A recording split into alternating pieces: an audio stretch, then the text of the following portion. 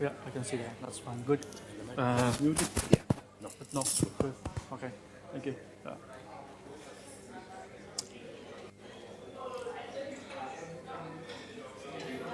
Should we start? Yeah.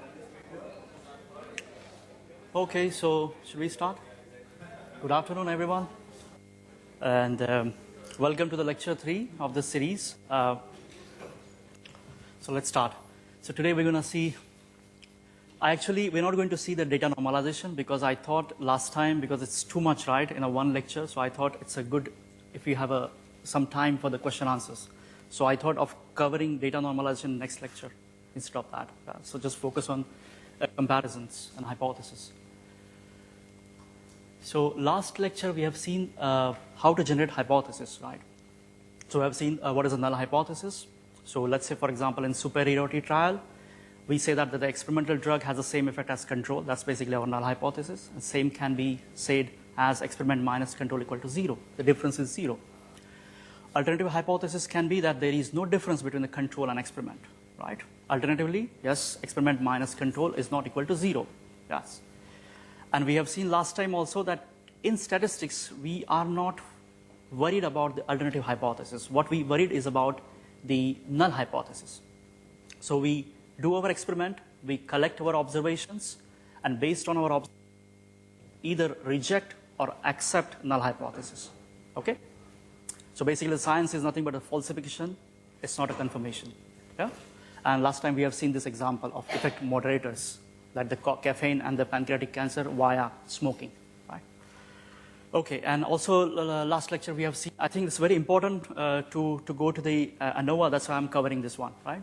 So last time also we have seen that the errors in hypothesis testing, whenever you generate hypothesis, there will be a possibility of errors, right? Because there is always an unknown truth, right? So H0, which is there is no difference, H0 can be false, meaning that there is a difference, but what we observed can be different from this one reality, right? And we can accept H0 when there is actually no difference. That's a correct decision. That's a true negative. We can have a true positive, but we can actually do two kinds of errors, like type 1 error and type 2 error. It's called as a false positive and false negative. It is also called as alpha and beta. Okay.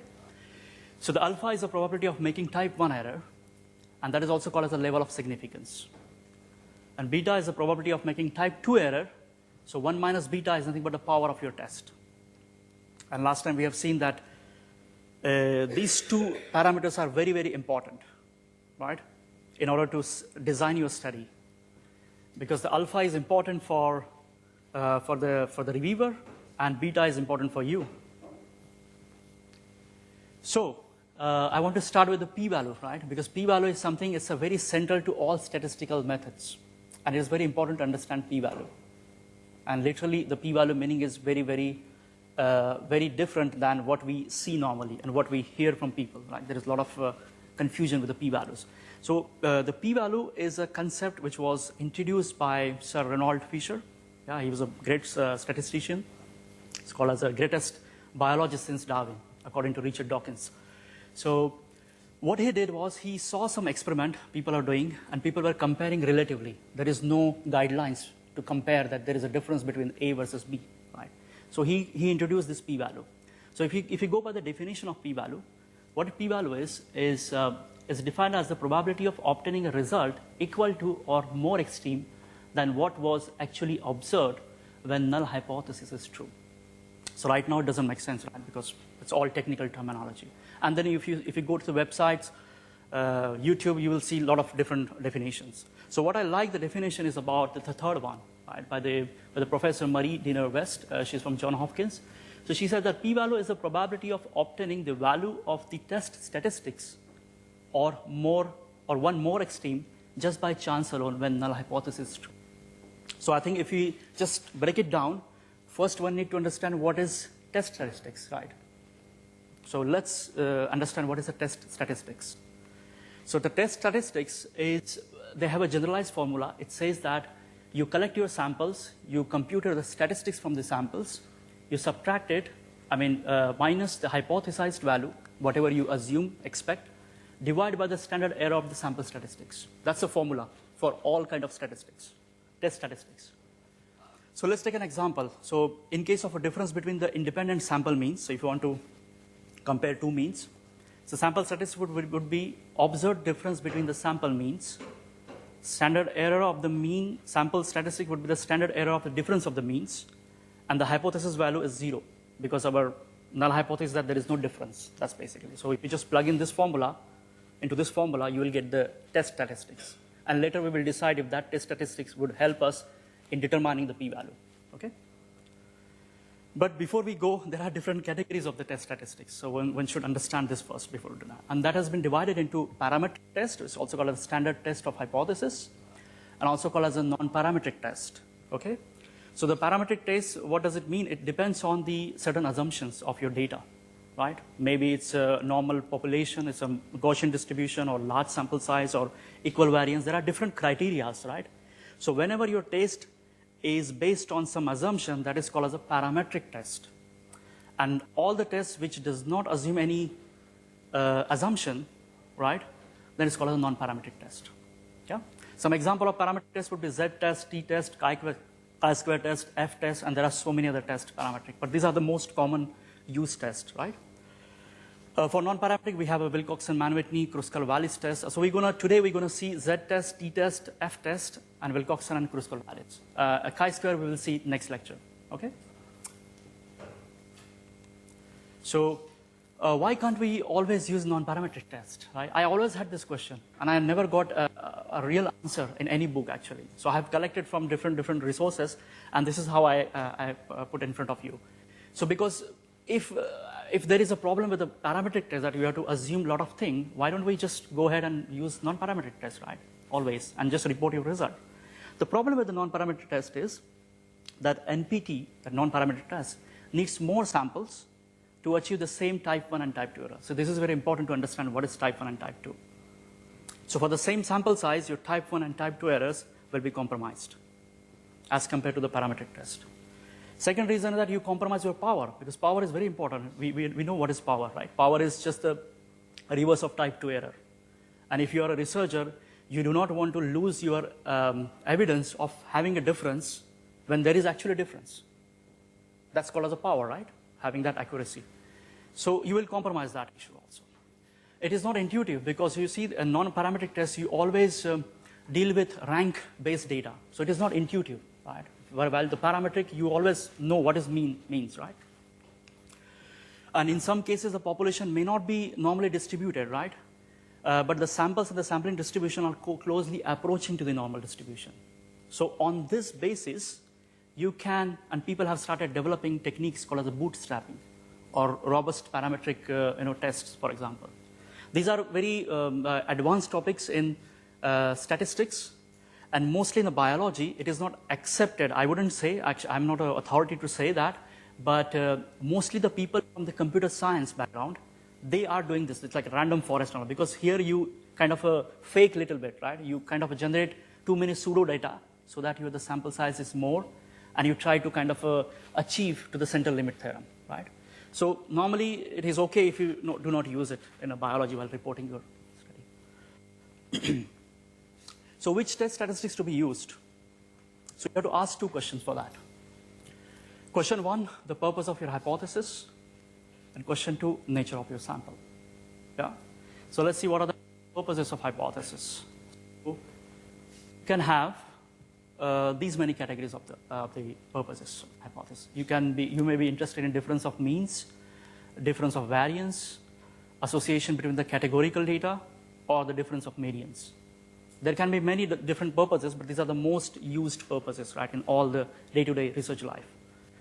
And based on that, like for example, in difference of means, you have 1 or 2 groups or more than 2 groups.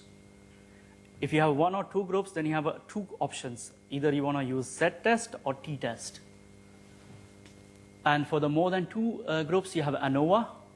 And within t-test, you have again 2 options. Is it a paired or unpaired? So we're going to see all this thing. Okay. With the difference of variance, there is a f-test. We have it. For association between the categorical data, we have a chi-square test, which you're going to see it in the next lecture, and the features extract test. For difference of medians, this is a non-parametric, right? Because median has nothing to do with the assumption of any distribution, so that's why it is called a non-parametric. And you can also have a two option here, two groups or more than two groups. Like this is a kind of Anova version of non-parametric way. That is called as a Kruskal-Wallis test. And this is a Wilcoxon Min-Whitney test. It's also called as a U test normally. Yeah, so let's see that.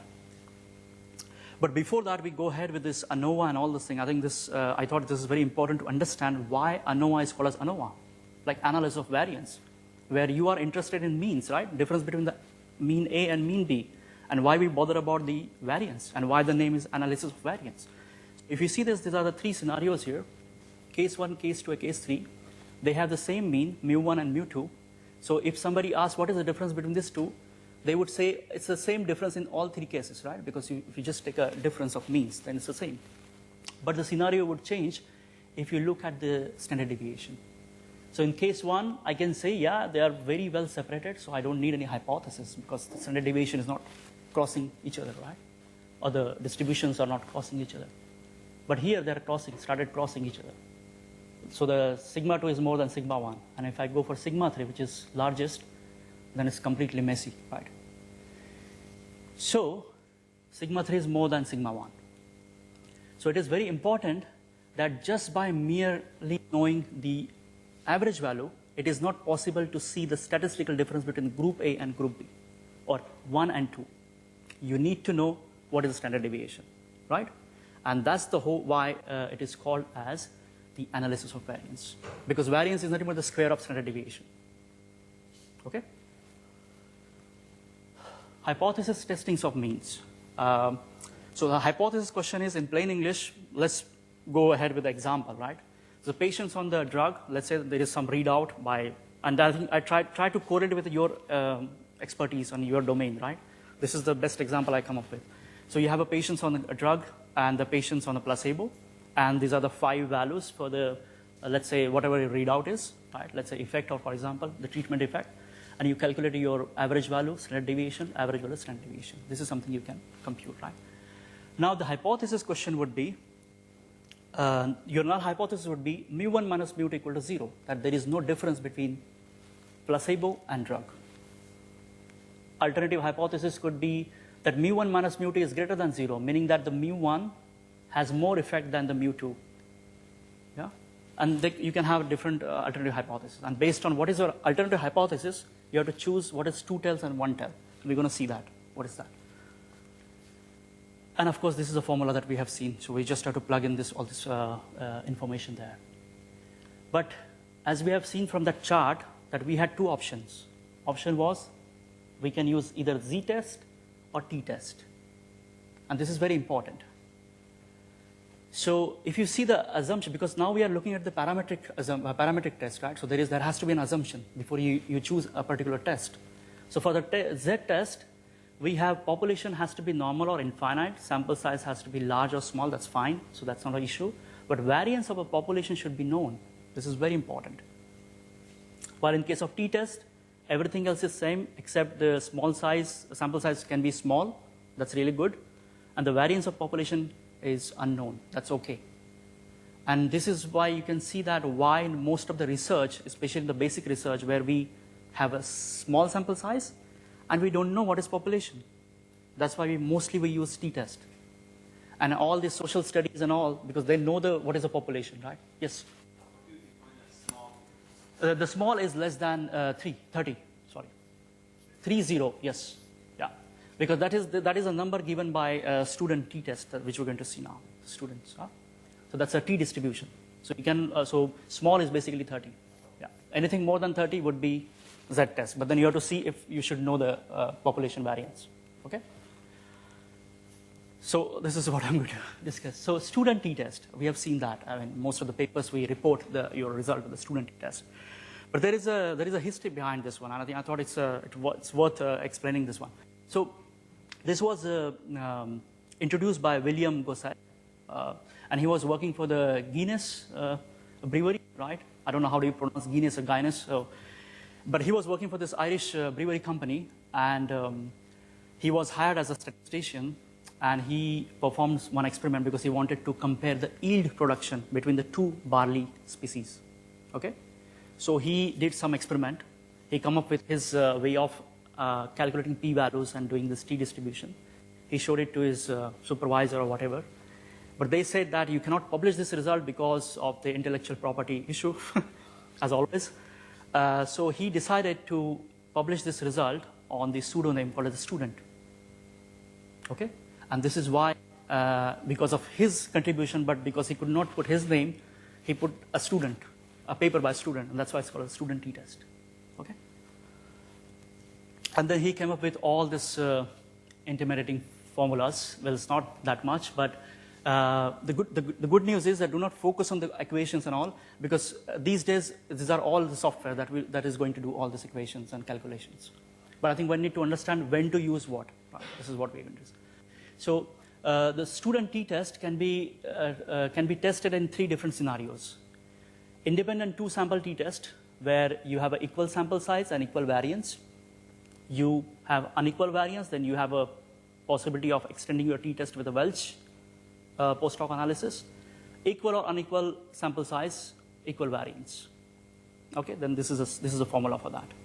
Dependent t-test for paired sample, meaning that whenever you deal with same samples multiple times, crossover study, right? One sample for different readout at different time points. Then you have to use a paired t-test. We're going to see this example.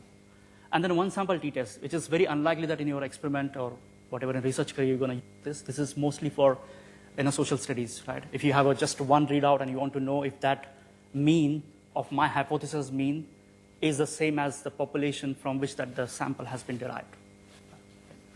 So, important part here is that you have this null hypothesis here based on your to this t. This is his invention of t-distributions, okay? So you can calculate this critical value, and what you have to do is that you perform your experiment, plug all these values into this equations, you get these t values, you put that t value here, and check if that t value is more than tc, critical value. Critical value, meaning that they are in a critical region, and this is the and reject null hypothesis.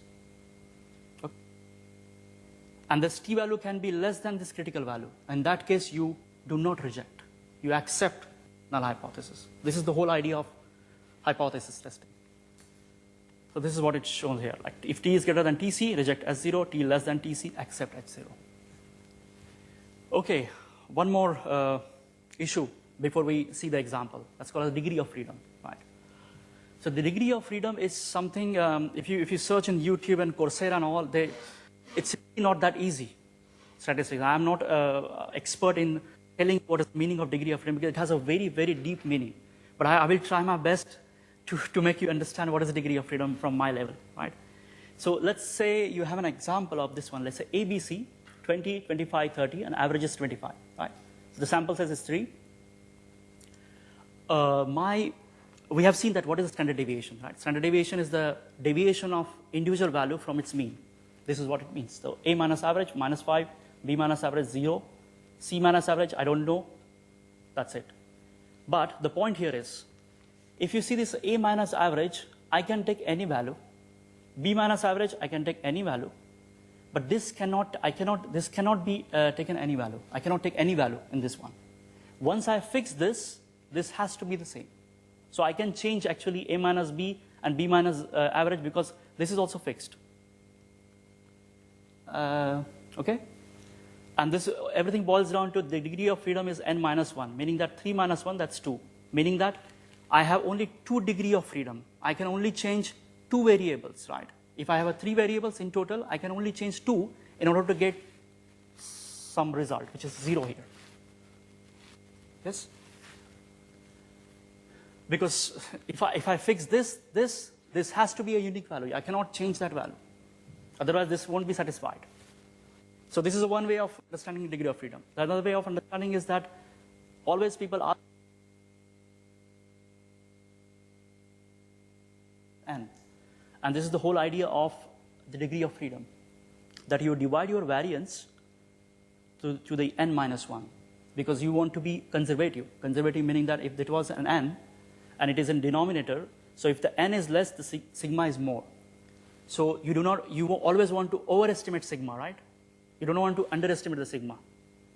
That is always it's a conservative approach, right? So, but always remember, so that there is something called as degree of freedom, like that. And it is always sample size minus 1. Okay, now I think we can go for the examples. One sample t-test allows us to test whether the sample mean, which is normally distributed, differs from the hypothesized value, right? Example is patients on a drug. I have just conducted an experiment. I have just one group. These are my readouts, 5 readouts. And I think, or we think, that the average drug readout H0 is that the average value for this population is 0, meaning that what I am saying is that my hypothesis is that even though there are some values here, the population from which this value has been derived, the mean of that population is 0. This is my hypothesis. I may be wrong, I may be right. Okay? And let's test our hypothesis. So this is H0. So I'm not going to go into detail of how the the equations and all, because these days it's very easy. You just plug in your equations, put the values in your equations and you get the result. Example is this MATLAB, for example. T-test, that's a command of MATLAB. You just put that vector, which is a number basically, and H0. The value of H0 is 0. I want to test my hypothesis against this one, 0. And it will tell you this result. T-stat is nothing but that t-value, that the student's t-test equations. That's a t-value. Degree of freedom, 4. You can agree with this, that because 5 minus 1, 4. And standard deviation of the difference. What you have to focus actually here is about the confidence interval. You see the confidence interval is 12.08 to 23.51. Does it include 0? No. So this is, we don't need a p-value even, right? We can completely agree on this fact that this is very unlikely that this population will come from, or this sample will come from a population whose mean will be 1, or mean will be 0. Okay? This is one evidence that we can reject our null hypothesis. Another evidence that this t-test will give you the p-value. That's this p-value. It is very, very less, you see. And we have seen what is p-value. P-value is the probability of getting your test statistics when null hypothesis is true. So it is very unlikely the chances of getting these samples from population who has a 0 mean is this much. And do you want to believe on this probability? No, right? Because it's very less. That's why we reject null hypothesis. And that's why H is equal to 1, we say reject null hypothesis. Okay? So this is the result from your t-test. If you have any question, just ask in between. Okay? We have enough time. The other experiment what I've done here is this one. So instead of H0 to be 0, now I put 17.8. Now the reason I put 17.8 because I calculate already what is the average value of these samples. Because if this is true, then I should get p-value as to 1, right? Because there's a highly likely that there is no confusion in that it has to be from that population whose mean is 17.8, right? And this is how you get right. And you can see that in confidence interval there is a 17.8 right in between. So it's very confirmed, right? So it is always a good practice to report not only p-value but also the confidence interval. And the people would be they would really like it, because the p-value is very relative, right? Because p-value depends on your level of significance. You can have 1% or 5% or 95% or 99%.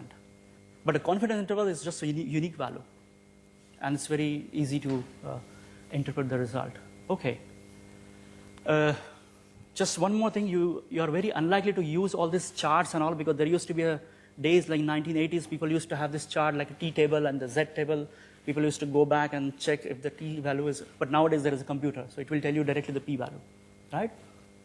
But let's say if you have, and if you are interested to learn the statistics, so this is how this student t distribution look like. And you see that this column is a degree of freedom, and your answer, sir, is 30 here, right? So you can only use up until 30. If it is more than 30, that's a large sample size, according to students' t distribution. Yeah?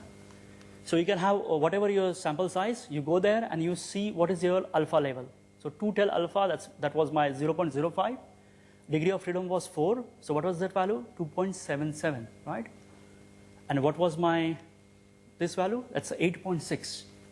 So if I go, so I can have 2 tel, meaning that I can put on null hypothesis negative and positive critical value, right? And my t statistics is 8.6, which is far, far larger than my critical value. So I am very confident that I can reject null hypothesis. And you can see this is called a critical region, and whatever is the region here, see this is a region, this is called as a p-value. This is the real meaning of p-value, okay? So it's an area under the null hypothesis above or equal to the t statistics. That's why they call it here what you obtained or one more extreme, meaning that it's okay.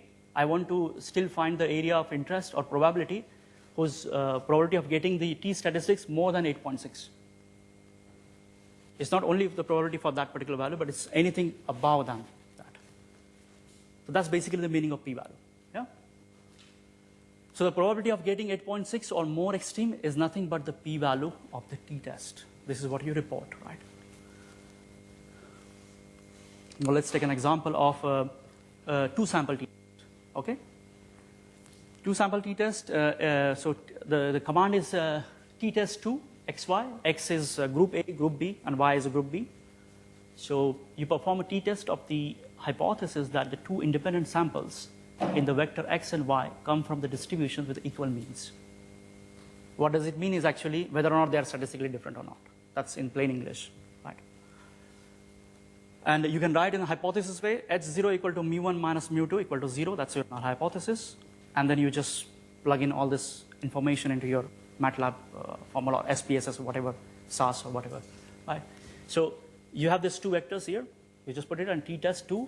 It will give you this output variable, and you can see that the t-test for the difference of means are minus 1.34. Degree of freedom, this is very important. Now it's a two group, right? The sample size of one group was 5, 5. So 5 minus 1 plus 5 minus 1, that's 8. 4 plus 4, that's all. Confidence interval, minus 9.2 to 2.4. Does it include 0 in this confidence interval? Yes. So we don't have to even look at the p-value. So this is a good part of confidence interval. And it is okay if you just report confidence interval and tell in your paper that this is how we confirm that there is no difference. So, and the p-value is this one, 0.21. It's not statistically significant, right? So h equal to 0, then you fail to reject the hypothesis at 5% level. So meaning that there is a difference, basically.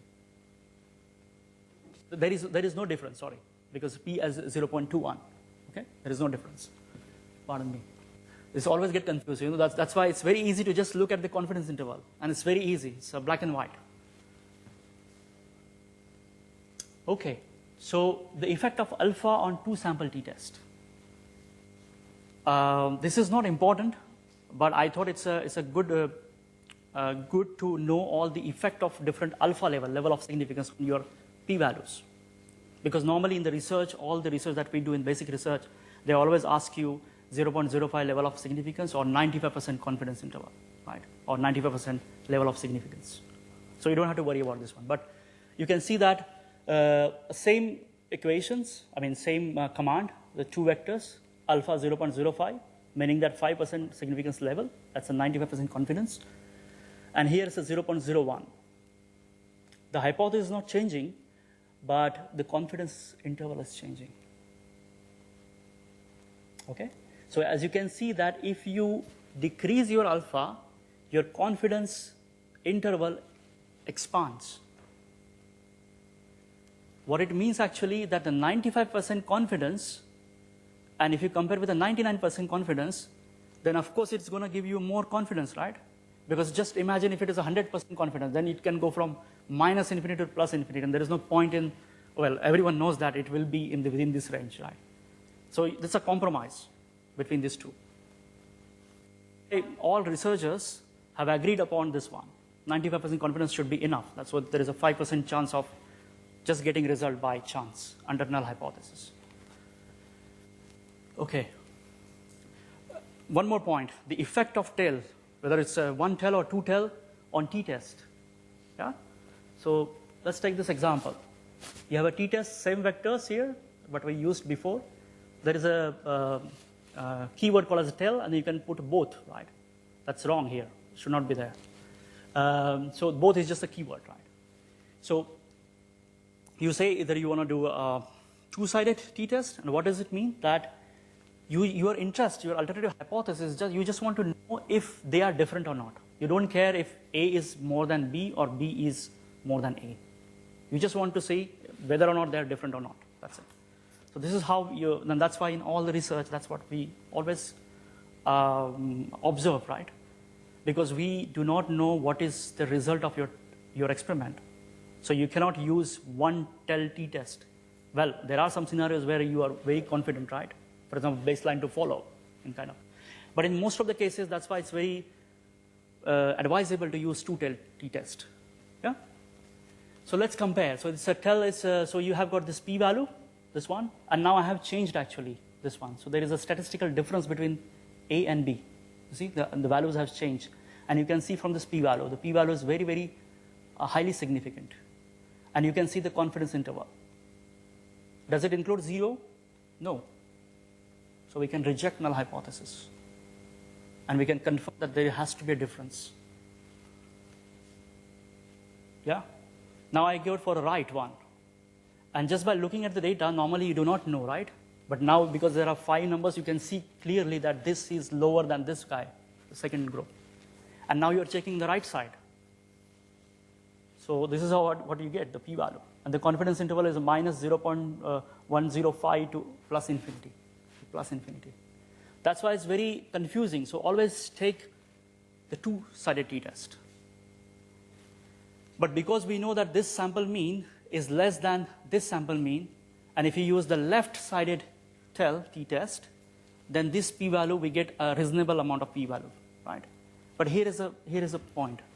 If you compare the p-value by 5.65 and 2.8, and everything is 10 to the power minus 10, so we can compare these 2 points. And if you can see that if you use only one t-tell test, left-handed tell test, then your p-value is improved. So it is less than what you get from two-tell. So basically you are improving the power. Yeah? Because whenever you use two-tell test, then you are compromising with your power. Because you are checking here and here. So there is a compromise with that. But always use two-tell t-test. And that's also in the recommendation also, whenever you use one-tell t-test, you have to explicitly mention that this is the reason why I'm collecting my hypothesis based on this tell. Right? That's the guidelines from nature. Let's look at the example of paired t-test now. Now what is the scenario of paired t-test? That you have a sample, let's say 5 samples I have, and I have some intervention from baseline, and then I'm following up, and then I'm giving another intervention to follow up, or I'm just following up, like in a temporal study. This is called as temporal study. We have seen different types of study. So let's say this is a cohort study, right? And then this is like the same patients, baseline and follow up. And these are the readouts. And the question is, I want to know if the difference between baseline and follow-up is statistically significant or not over the time from baseline to follow-up. And this is where we can use paired t-test, because they come from the same population. Just instead of 2, you just put t-test, that's it. And the baseline and follow-up here. The same thing you get, the statistics, the p-value is 0.02. So this is just the idea that how you can use t-test in the paired scenario. Yes?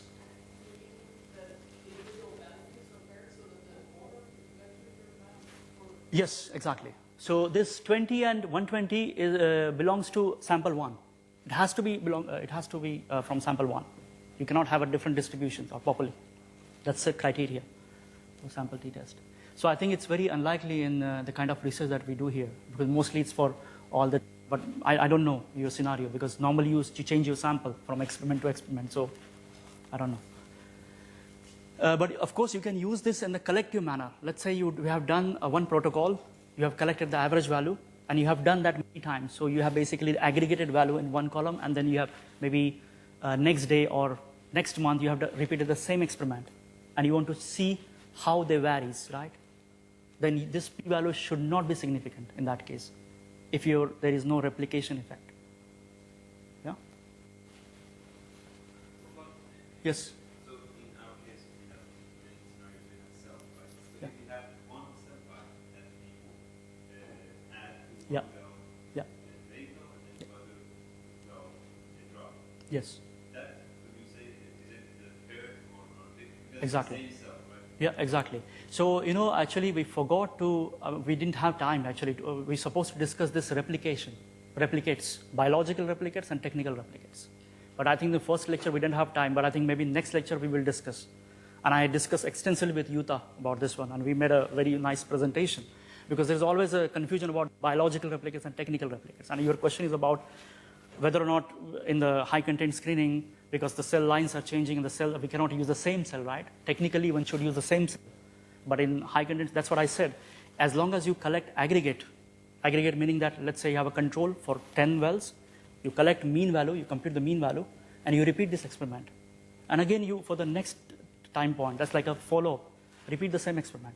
Even though the the cells are different, but if your protocol is same, then you can compare this pair t-test between the protocol, assuming that they come from the same parent. Because as long as you have the same cell line, technically their population is same, right? So that's fine. You can use that in that scenario. So you get the same thing here, right? So does it include 0 here in confidence interval? No. So that's why they are different. That's it. Let's look at the non-parametric test now. Okay? So difference in median. So let's say if you are not sure about the nature of your population, of your samples are very weird, like very sparse, there are a lot of outliers, and in spite of doing all this bootstrapping or transforming with a log scale and all, you are not still able to get this Gaussian assumption using Kolmogorov-Smirnov, which we're going to see in the lecture 8, then in that scenario we have to use non-parametric. And we have seen that one should avoid using non-parametric because of the reason that we enlisted, right? But let's say there is a possibility of using non-parametric test. That's called as a rank sum test. That's nothing but, a rank sum is a command in MATLAB. SPSS, it's a Wilcoxon Mann Whitney U test, right? So yeah, you can see that the confidence interval doesn't make sense here, right? Rank sum, you just get a value because you rank the data, and then you get a p-value. Yes? And I just compared that p-value with the same data set with the t-test, and you can see here how we are compromising the power. You see? The same data, but the tests are different, and here p-value is less than, this one is less than this one. And less p-value is better, right? But because we are using rank sum, we are compromising. It is still significant, but it has increased, which is bad, right, for the experiment. So it's saying that there is a 2% chance in 100 times that the difference is there. Difference is not there, okay? And here it's very unlikely, 3 out of 1,000, that you, by chance, you might see no difference between these two. That's because our null hypothesis is that there is no difference, right? More than 2 groups, I think. Let's start. More than 2 groups, that's called ANOVA. This is also called as a linear models, and we're going to see that in lecture 5. Okay, what is a linear model? But today we're going to see ANOVA, because in linear modeling that's called also logistic regression. Case 1, one-way analysis of variance to find out whether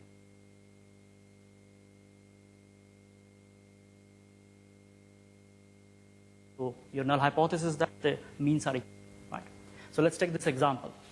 You have experiment number 1, 2, 3, 4, 5. You have just collected this data, 1, 2, 3, 4, 5. And you want to know if there is a difference in this experiment. It's called as a one-way analysis of variance. You just want to know if there is a difference in that or not. First step, without even doing ANOVA, we discussed in lecture 2.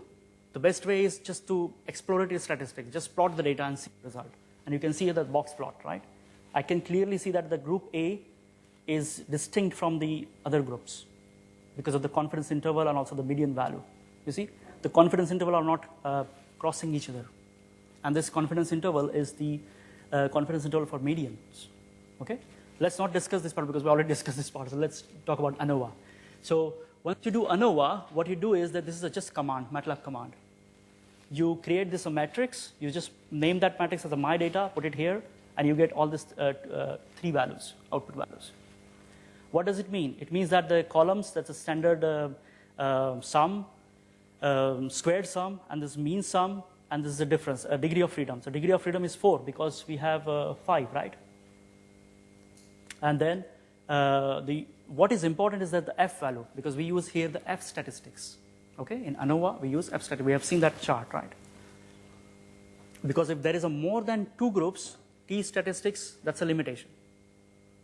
Yeah, and when you use ANOVA for 2 groups, indirectly you are using t-test, student t-test. So F value is 9.01, doesn't make sense right now, but P value, this is very important. So as long as the P value is significant, it means that the experiments are not same. That's the conclusion that you can get. And the chance of otherwise is just 1 in 10,000, as you can see here. Okay? So that's basically your null hypothesis, that this is the probability of getting null hypothesis. Value in null hypothesis is very, very low, so we reject null hypothesis. And this is just the formula for the F statistic. I think that's not important. So mean square between and mean square error. Right? So it's a difference between the groups divided by difference within the group. It is very important, and reviewer will also always ask you to compute or calculate the multiple comparison, or that's called as a post-hoc analysis in SPSS software. Okay? So meaning that we are not interested in just to know if the experiments are different or not, but which experiments are different, which pair of the experiments are different, right? And this is how you do normally. So the types, the types for that one, there are different algorithms for this one. And even if you use SPSS, there are a lot of helps that when to use what. But my favorite is this Bonferroni and the Chaffee. Okay? So, and normally if you see that whenever you report ANOVA result, you have to report that which post hoc analysis you have used. And mostly 95% people use Bonferroni. Yeah? But mostly it's really good, that it's very robust, this Chaffee thing. But MATLAB by default is a Tukey Kramer, right? But we will see what is that. So we have this result, right? This will give you, this is a command in MATLAB to compute which pair has a statistical difference. That's just, so you get this stats, basically this output variable, you put it here, and then you get C and M. And MATLAB will show you this plot. What it means is that it's a confidence interval. It's the same actually what we have seen before in the box plot. And you can see that the group 1 is not overlapping with any other groups. That's why it's completely, so 3 groups have mean significantly different from group 1. Okay? And it will also give you the p-values between all possible pairs. This is group 1 and 1, 2, and 4, 5, all possible pairs. And these are the p-values for that. So we can say that to 2 and 3 there is no statistical difference because the p-value is not significant. Okay? More than 2 groups, that's called as ANOVA, but it's part of ANOVA. The case is a two-way analysis. Now what is two-way analysis? That to find whether the data from the several group have a common with 2 categories of defining characteristics. What does it mean? And of course here null hypothesis that all the groups have the equal means. Okay? Just before, I know there's a lot of text here, but we'll go to the example in a minute. But there are 2 issues. One is called as how to say that, this one, is that sometimes people call this as factorial analysis. Okay?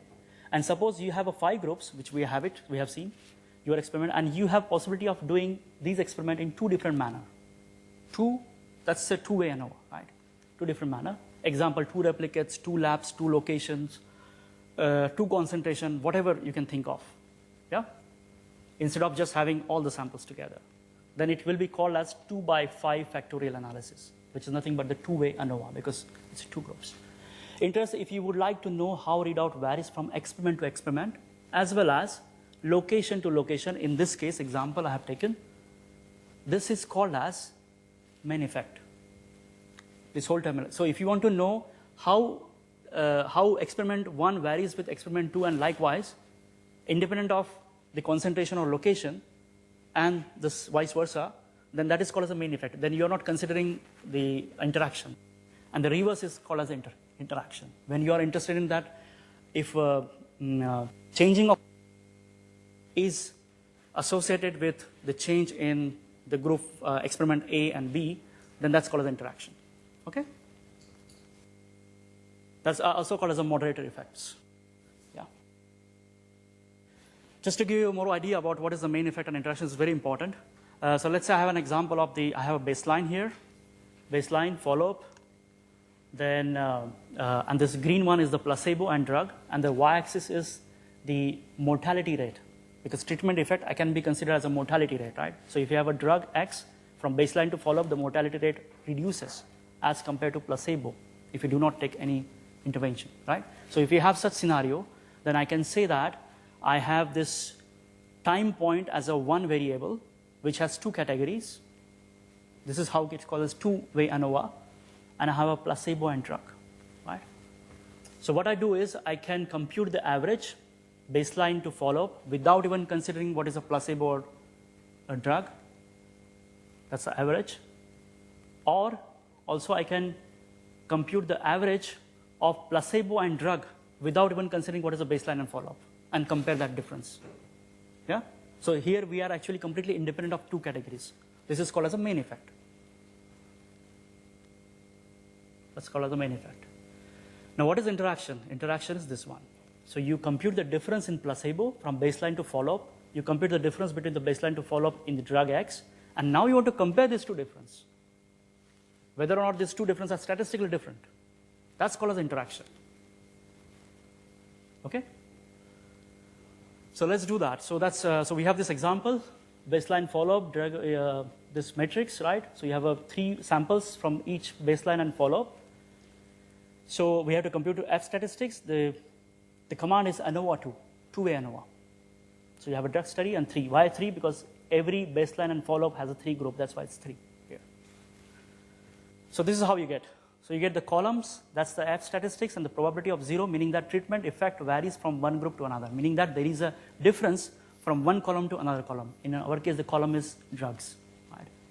And for the rows, the treatment varies from baseline to follow-up.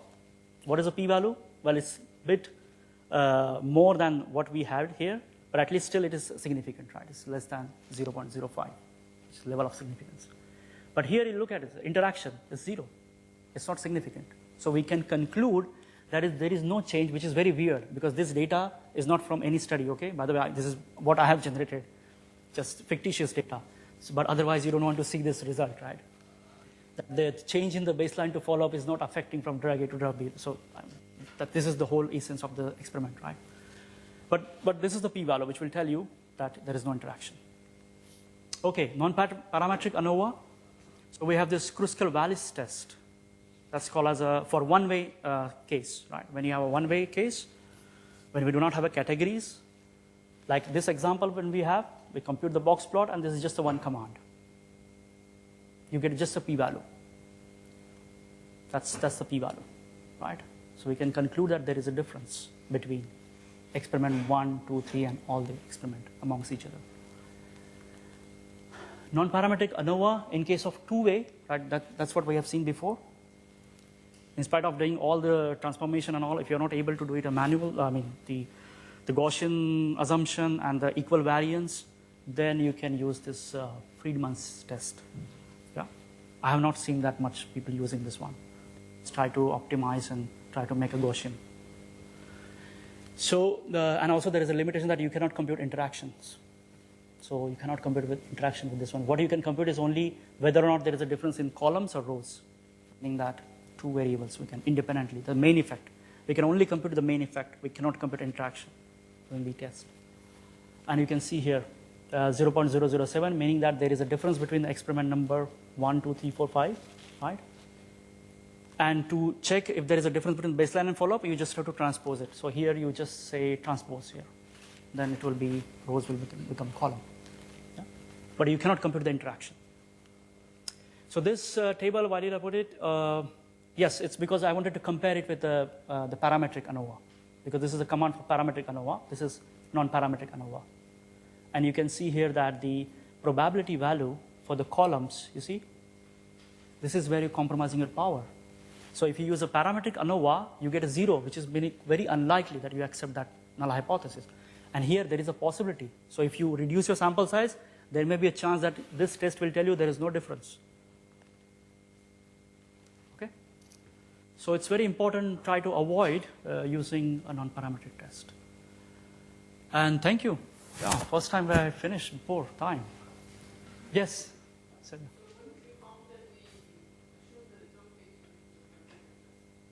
To use, sorry?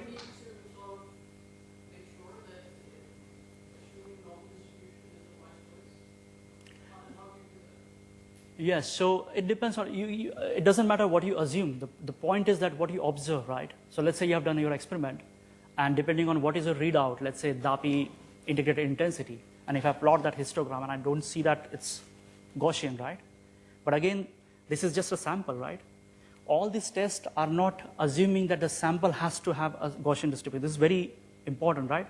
The assumption is that whether or not that sample that you have collected in your experiment comes from population whose distribution is Gaussian. So if you plot your samples, they may not be Gaussian. That's okay. And still you can use parametric tests. I have seen people, they just plot histogram of their samples. This is not a Gaussian, so let's not use parametric test. No. For that, you have to, there are tests, Kolmogorov-Smirnov test, which will tell you, yeah. Yeah.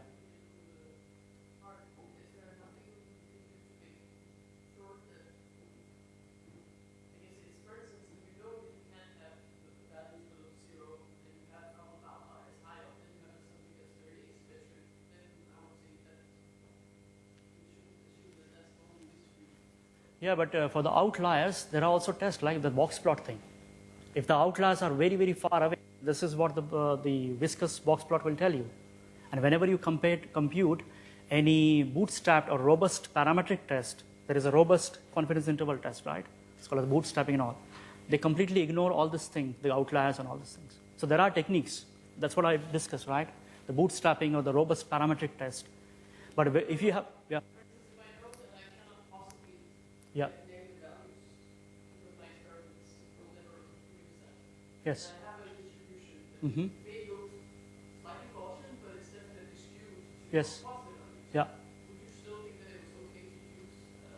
I would, in that case, what I would do before even doing transformation and all, because our eyes are relative, right? We might not see the difference. It may look like a skewed, but that skewed is okay to consider as a normal distribution. So I would always use the tests. So I plug in all the values to the Kolmogorov-Smirnov, and the Kolmogorov-Smirnov test will tell you it's H0 or 1. Is it from? Yeah. Yeah, yes. Yeah, exactly. So there are tests basically, yes. And we're going to see that test in lecture 8. And there are 3 tests. It's not only Kolmogorov-Smirnov, because there are so many assumptions in that also. So, yes. Yes, so in the next lecture we will discuss about, yeah, sorry. Yes. Yes. Yes. Yes, exactly. That's a really good question, actually. And this is ultimately boils down to this Bonferroni correction, post hoc analysis. So if I just can quickly go through.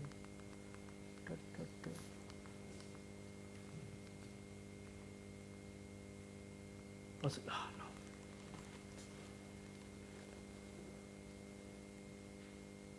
Just tell me when there is a Bonferroni thing, okay? Is it here? Here. Okay. So this is called the multiple comparison and post hoc analysis. So this is where you see all this p-value, okay? So you have a choice, right? Because here there was a 5 experiment, and if I want to compare the 2 pairs, like one pair, then I have 10 possible options. And I can compute p-value 10 times just to check. But the problem with that one is that according to the statistics, that the more you use statistical test, your power reduces. And to correct that, these guys have given guidelines. Like Bonferroni, what he says that if you have a 10 t-test in your experiment, you divide your level of significance by 10 so that it is more conservative in that way. Yeah? Basically try to, you try to make it hard to find a difference if there is no difference. Yeah? Yes, so these p-values, the Tukey-Kramer, he also takes care of, so there are different ways of taking care of all this thing when you have a different t-test. And all these tests differ from that factor. So like this Tukey-Kramer, does it something different? I don't know, it's a complex algorithm, right? But what is most commonly used is Bonferroni and the Chaffee.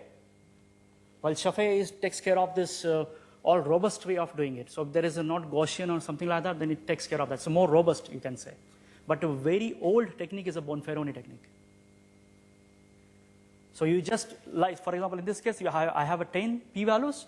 My level of significance is 0.05, 0.05 divided by 10. It will be reduced, right? So you make it more harder to find a difference when.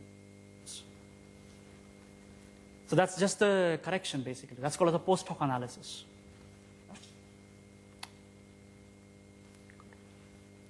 Yes? Yes. Yeah, exactly. Mostly people who, I don't know in the biology, I have never seen, but could be because if you have this logarithmic exponential things, and it depends on the experiment. And there is a possibility of having the Poisson distributions, right? So if you have a Poisson distributions, then there are chi-square tests, right? There are different test statistics. But of course, if you have a Poisson distribution, and after doing all your transformation, if it is not possible to get it to the normal distribution, then you cannot use it. You cannot use ANOVA in that matter. Then you have one option of using Kruskal-Wallis test or Wilcoxon Whitney test if you want to compare. But yes. But then the chi-square test, which we're going to see it next time. Yeah?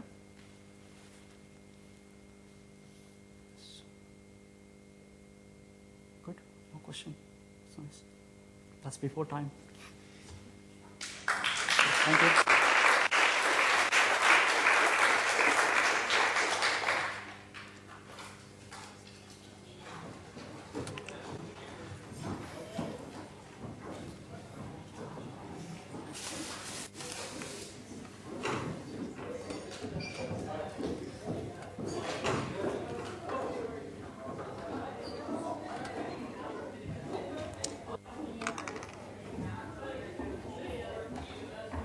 Hi. I'm Alexandra. I wrote you. Ah, yeah, exactly. Yes. Actually, we have to see why the system is not accepting your email ID. It might be because I'm also a student at KU. Ah, could be. So if you use the other of my email. So can you send me that? Yeah, Because sure. let's try. Maybe if you send me an email with this ku.dk with this pseudo, like a very weird username like MCK and all these things. So I think that might accept. Okay, fine. Yeah. Thank So you very let's- much. yeah, welcome. It was a great time. Thank you. Bye. कैसा अच्छा था भाई? यार super सही था? That's nice. यार recording अभी भी हो रहा है.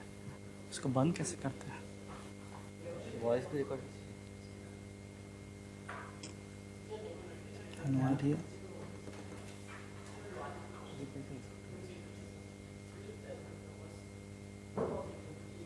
बंद हो गया. नो चलिए वो आएगा ना बंदा. He will come. 3 o'clock. But how was the flow कैसा था? ठीक है. कुछ करेक्शन बोलने में नहीं में. Everybody is here Yeah. Doesn't look like because it's very big. Right? I hope.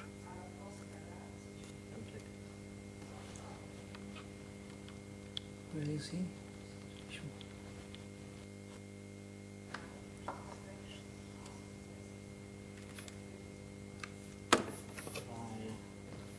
switch off it हाँ वो करेगा ना, उसने तो क्या करना, वो उसका काम ही है.